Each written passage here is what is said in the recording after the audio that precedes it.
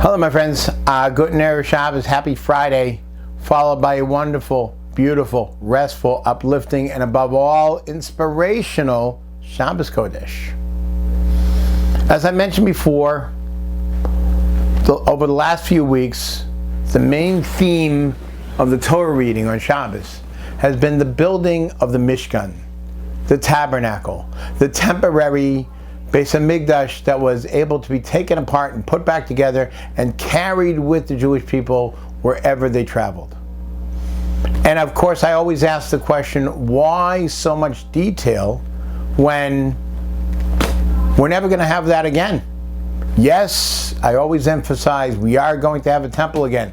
The Beis HaMikdash will be rebuilt someday, but not the tabernacle, not the Mishkan. So why all the detail?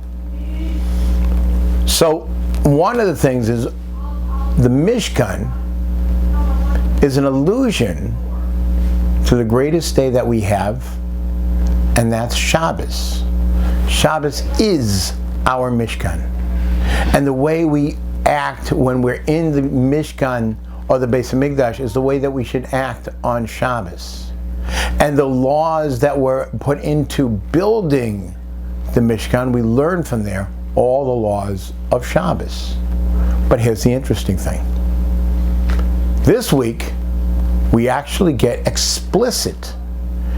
At the beginning of the Torah reading, we mention laws specifically about Shabbos. It says, Lo savaru eish b'chol moshvosechem b'yom HaShabbos. Do not light a fire anywhere that you live on the day of Shabbos. Oh my goodness! We finally mentioned Shabbos itself.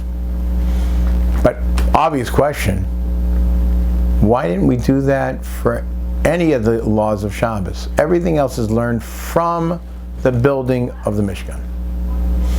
So the rabbis explained there are so many different laws we learn from lighting a fire that can be applied to all the other laws of Shabbos, but also there's a homiletic reason.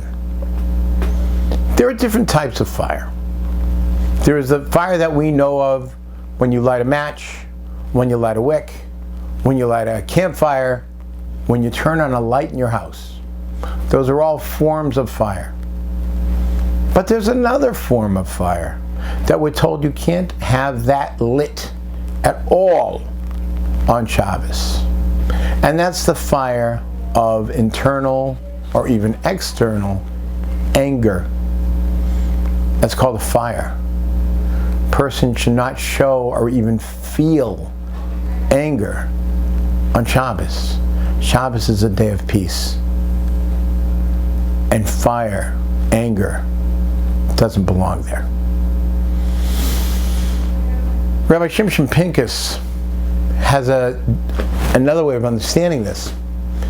He said, let's say you go to somebody else's house, you're a guest in somebody's home, and you're with your spouse, you're with your children, and there in your own home there are things that people aren't getting along about and things that people argue about, and there's friction between spouses and there's friction between children and parents.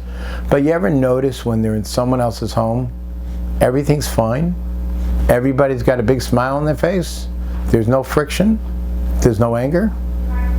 Because you don't want to air your dirty laundry, so to speak, in front of somebody else in their own home, out of respect for them. I even remember growing up that when the rabbi would come to somebody else's house to visit them, they would put on a yarmulke, even if they weren't religious, out of respect for the rabbi. Well, on Shabbos, we're in someone else's home. During that time of Shabbos, God comes in, the Shekhinah, the divine presence of God, joins us and takes over. It's His home now. Just like the Mishkan, just like the Beis HaMikdash is God's home, every Jewish home is a Mishkan, is a Beis HaMikdash on Shabbos. And God joins us. We're in His home now.